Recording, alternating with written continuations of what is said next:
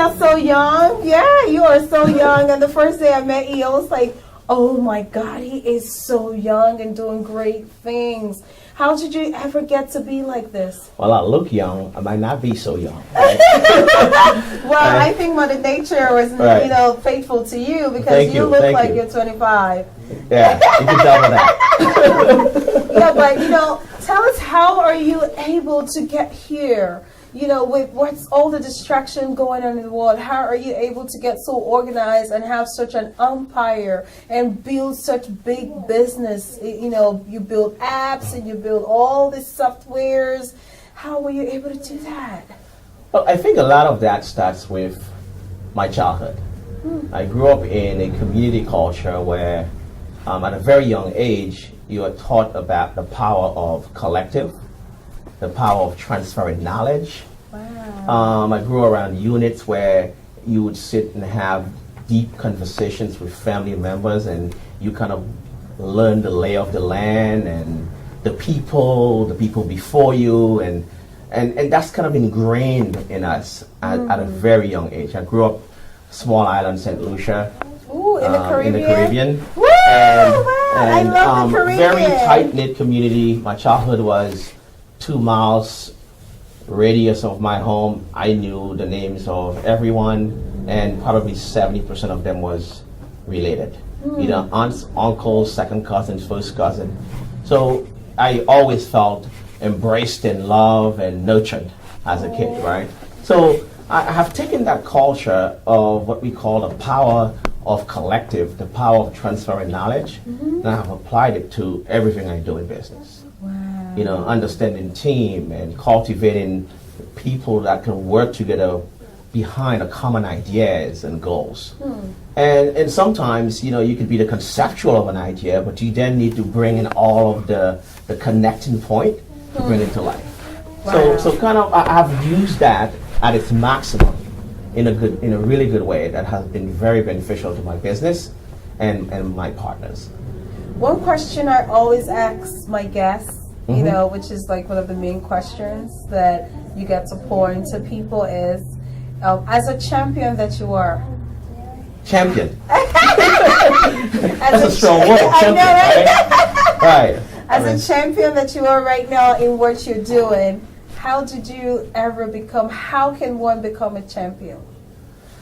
Well, I think one is all, in my mindset, when I think of champion, immediately I'm thinking about where are my belts, right? I need my belts. The trophy and stuff. Trophies and belts. But in the sense that you're using it, when I think about champion, I'm thinking that you are ever growing into a champion, right? Wow. It's a process, right? Just when you think you've reached a plateau and you're doing great and you have everything going, then you need to kind of embark on another journey, right? Because being a champion means that you kind of never stop training if you're going to maintain the status of champion, right?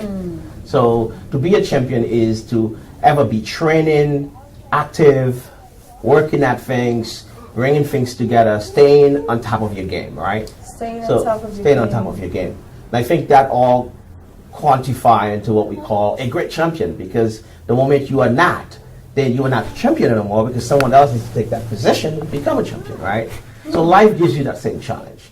You are ever going to continue to grow, build new things, create new things, and I think taking the status of a champion in that way is not necessarily at some point just you seeing yourself as a champion. It's how you build a championship of people around you that can actually drive and impact the world.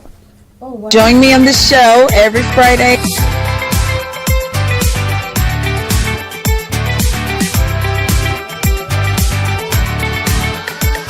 Welcome back to the show. And one of the things that we're talking about, is how to be a champion and how your life can be better practicing and knowing the right things to practice. And on today's show, we have here Bentley, wonderful Bentley, and he's been sharing great thoughts and ideas and how you can better your life. Welcome back, Bentley. I am so honored that you came. Thank you for coming. I'm honored. So, in business, one of the things that I believe is commitment. And What is your thoughts on people starting a business today, abandoning the business? You know how people have great ideas. We all have great ideas, and we Right. start it, and maybe in a few months it's not working, and Right. it's draining us, and we jump into another one, and in 3 years, like, we find ourselves with like Right. 10 different businesses. How can we stay committed and consistent at one thing? So one of the things we look at QME when we talk to someone who comes to us, and they immediately start talking about, they have this idea and they want to create this app, or they want to create this piece of technology, or they want to create this business. We have a list of questions that we put in front of them.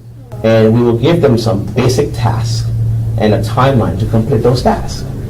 And we then pay attention to how well they follow that direction. Another thing we talk about with aspiring entrepreneurs who wants to develop businesses, we ask this simple question: how much time do you invest each day in developing this idea or this business you want to create? Wow. Right? And you'll be surprised the kind of answers that you get. Immediately when you ask this question, some people goes into different areas. One is, well, I haven't started yet. Wow. Because I'm too busy and I'm working a full-time job right now, right? So I haven't started yet. Or I don't have enough time to put in what my business will need to launch it off. And all of these answers are completely wrong answers, right?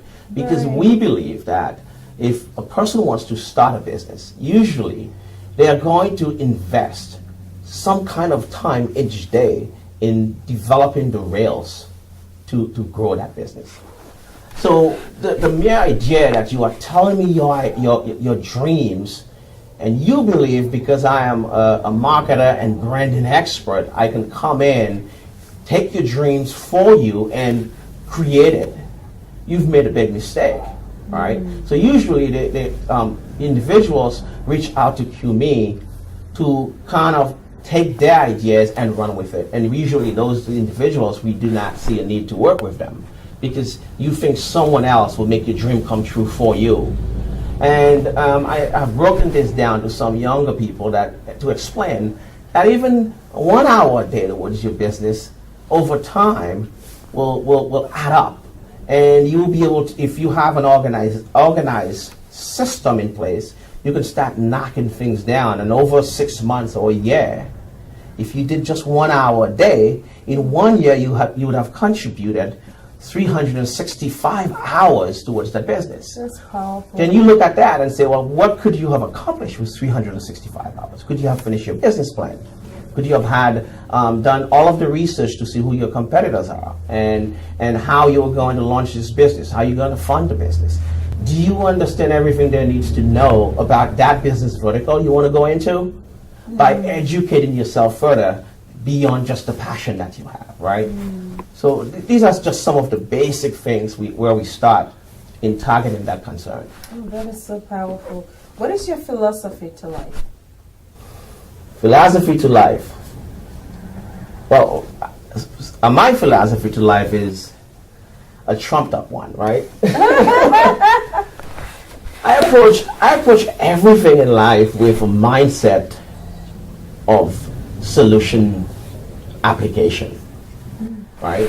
So instead of necessarily finding challenges in things, I'm usually looking at how can we solve this, or how can we make it better, or how can we better communicate something, right? So my philosophy to life is taking an approach to make everything that I touch and interact with discover itself, right? Everything that you touch and interact with. Discover its true self, How right? does that happen? So think of me more as a conductor. I know the notes, I know the music, but I don't necessarily need to be the person who plays them. I just need to help guide all of the world's musicians, people playing their own tune and own music, to then play the best tunes. And if I can do that as an individual, I can help build communities, build businesses, build people build partnership, right? Because it's about empowering other individuals to develop and discover their best selves. If I can be kind of the light and rod that actually adds to allowing that to happen, I feel fulfilled. Wow, that's like building other people. And that's very important. It's very important to build people. It's important to impact into other people. And I like that. Thank you. Thank so you. What would you say would be your greatest setbacks? Setbacks. I think one of my greatest setbacks is I don't like to be in the front of things. I rather kind of stay in the back a little bit and create the strategy, the think tank, the whiteboard, because I think I'm always kind of, if you get in the front too much, you are gloating or you are trying to just suck all the light, right? And when I do get in the front, I'm a very boisterous, big personality individual, even if I like to be in the back, because of my team. In the war room, I push and tug and mold and kind of like you're baking dough, right? You're squeezing and shaking, making people uncomfortable, right? So sometimes, because of that reason, I kind of keep myself behind the scene because I can create a lot of friction if you put me in the front too much, right? Because I'm going to challenge someone. I don't know how to just have a conversation with someone, and if I think I can add value, I feel obligated to challenge them to see different ways and views, right? And even that takes a lot of energy. Wow. So my challenge is I think the bigger picture for me, and my team tells me this all the time, I need to learn how to balance, right? Me being behind the scene and kind of getting out there and driving some of the messages I have more. Wow, that's really incredible. Yeah. Well, I hope that this inspires you to be a champion. I hope that this is blessing you. And we're going to take a quick commercial and we'll be right back. And when we come back, Bentley is going to share with us more of how to excel in our business and how to start up. Join me on the show every Friday.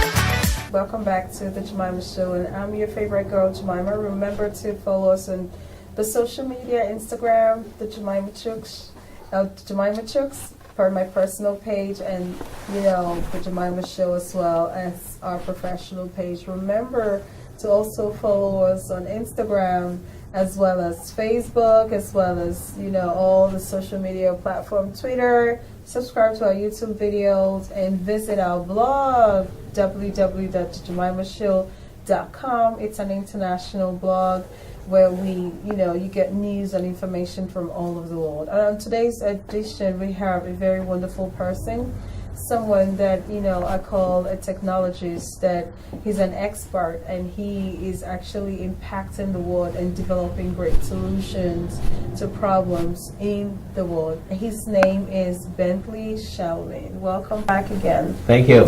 I know that you develop a lot of softwares, a lot of platforms, some of the solutions that you've been working on. Tell us more about it and how are they solving the problems of the world? Thank you. Yeah, so we some of the things that we're doing as a company is we wanted to develop some solutions that we think can have an impact on the world. And when we wasn't super busy with paid contracts or corporate client running us around for a project, we would bring together our think tank and begin to develop solutions, IP solutions, technology solutions that can solve these issues. Over the past 5 years, we've developed around 19 proprietary IPs. Wow. And these IPs can range within the healthcare industry. They range with IPs that are designed to solve the defunding challenges we have across our school systems.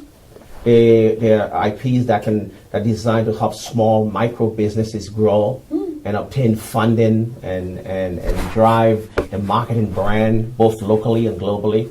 We've created a CUNY local ecosystem that allows local communities and municipalities and even countries to be able to monetize and have access to analytics.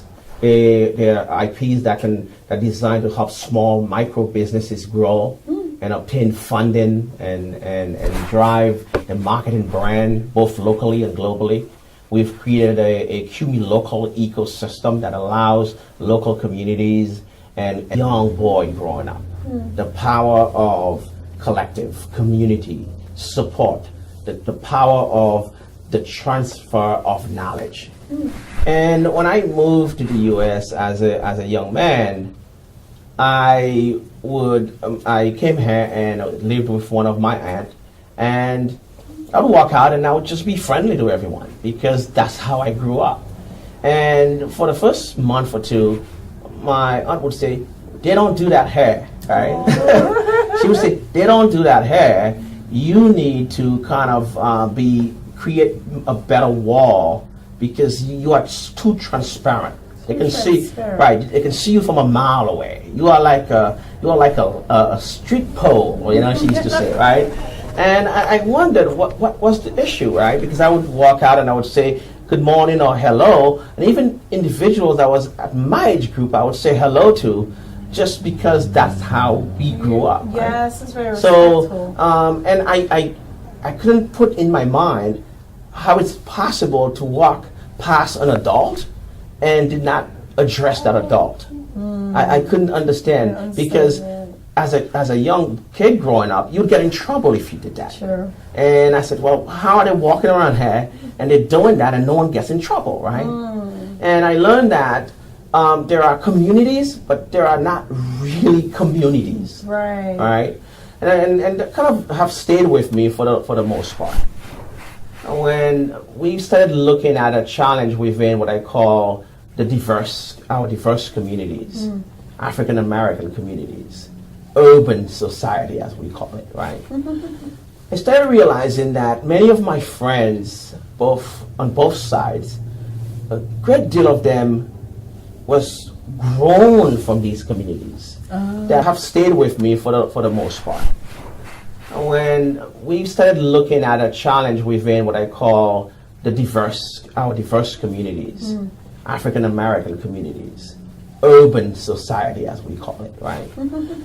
I started realizing that many of my friends, on both sides, a great deal of them was grown from these communities that became doctors and lawyers and professional and business owners and teachers and pastors, right, and so forth and so on. And I always had challenged them and said, well, it's great that you do go to the Boys and Girls Club once a year and talk. It's good that you do go to the YMCA and do a little volunteer every year. But what are you really doing that takes all of what you know to give it back to your community? Wow. Right? And we had that hope. And most of them would just kind of look at me like, what are you really saying? Right? What are you talking about?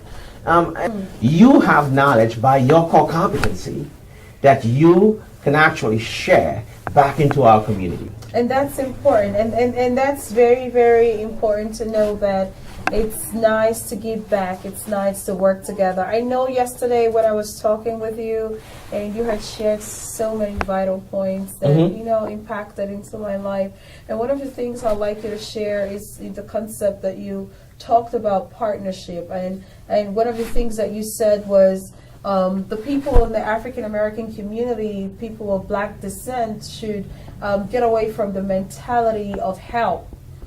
Yes. And always feeling that they're entitled to being helped, and someone is obligated to help them. Oh, mama is obligated to leave me a house.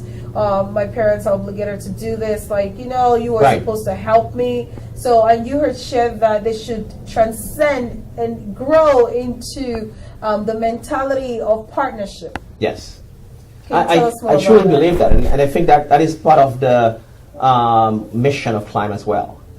We believe that as a community, as a people even, right, that in order for us to be taken seriously, in order for us to be able to allow the rest of the country, right, which many of them are willing to help, see that we have taken, made an effort or taken a position that we are going to bootstrap our own selves and invest into ourselves.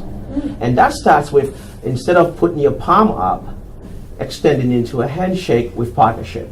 We as a community have something immense to offer to the world.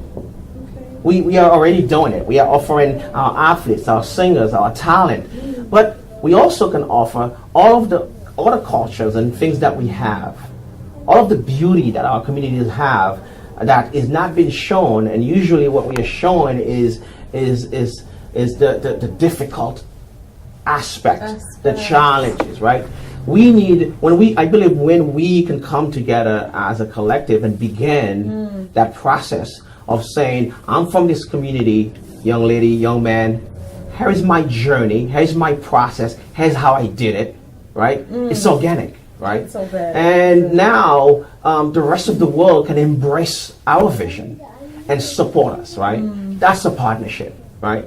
And until I believe every man, woman, and even child that are capable in our community stands up as a collective and say, we are now going to work together, whether it's a blog, a podcast, a video, a message, an article, we are sharing information, substantive information with one another, right? Wow. We will not be able to get the buy-in of the rest of the population. Because the first question is, you're from this area, what are you doing, right? What are you doing? People want to know that you are investing in yourself. And if you are, and the mission is right, and it's righteous, and it's just, they will follow you. I believe 75, 80% of this country would champion behind every single African American community if we as African Americans stand up and begin the process with one another, right? Wow. We will get everyone else to come in and really help us and work with us, because at the end of all of this is better communities yield a better America, right? Better community yield a better America. Better America, better middle class, better a better sustainable country over time, right? It's not just about I made it, I'm doing well. I'll just kind of appease my inner desires of doing something, so I feel like I did something. Right. Contribute that 1 hour. It's going to take energy, effort, and some hard work for us to transform our communities. Wow. And it begins with us. It begins with us. Woo! That's a mouthful right there. Yeah. It begins with us. So a better community has to do with partnership, collaborations. We come together and we build that great community. Well, we've come to the end of today's show. I hope your life was inspired. I hope you got something from this show. But before we leave, I would like you to share, what would you like to say to a young entrepreneur out there, or a business person, to help them get to where you are? I would like to say, begin action. Right? So thought begets action, and you must start taking some kind of action. And that means begin doing something. Get up today, get a notepad, write that idea down, get it out of your mind. And then you start fine-tuning. Business, life is an art. And you must continue to be actively involved in that art you want to create. That's what I would give a young person to advise around, is begin doing something, right? Taking action. Wonderful. Thank you so much for Thank coming. you. Thank you so much. And to our viewers back home, I just want to appreciate you for joining. We'll appreciate you. Thank you so much. And do you have a website people can reach you on? They could check Absolutely, out your yes. work? Our brand website is qmespotlight.com. That's QME Spotlight.com. And then he has a product called Climb. Very beautiful product. It's a solution. I think you should check it out. How can they find it? When can they find it? How can they contact you to reach out to that Climb? Wonderful. Yeah, I challenge every one of us in our communities to join Climb. Climb.com is live. That's Climb with 3 I's. CLIIIMB. The 3 I's I like represent that. People and growth. That's what the Wow, 3I represent. People growing in steps. The I. Climb with 3 I's. And our app for Climb on Apple and Android will launch next week. We look forward to seeing you there, and let's begin contributing to build a better community. Oh, wonderful. Thank you so much. Thank you. Thank you. Well, to our viewers back home, thank you so much for joining. Before I see you next time, I would like you to know that remember, as we always talk about, action is important. And remember thy creator. Remember God helped you get here. Like I always reemphasize, and give God the room in your life. You know, with Jesus, your life is better. Your life is sweeter with God. He helps you achieve whatever you want to achieve. You know, it's just prayer and work. And just like my husband will always say, that prayer would never substitute work. It would never substitute work. So you pray and you work. And you know, our guest today talked about action. You act. So what is that dream that you have? What is the vision that you have? Don't sleep on it. Wake up, start doing something. Just every day. Just one little thing every day. It trickles down. It really does trickle down. Mm-hmm. You know, just turn on your the faucet of your tap, and it just keeps dropping one drop. Put a cup in there and go to bed. You'll be amazed when you wake up in the morning that the cup will be full. And that is how, when you start your life, when you start now, just in 1 year, your cup will fill up and run over. Till I see you next time, remember, God loves you. You are a champion. Your best is yet to come. I celebrate you. Stay tuned. Love you. Bye-bye.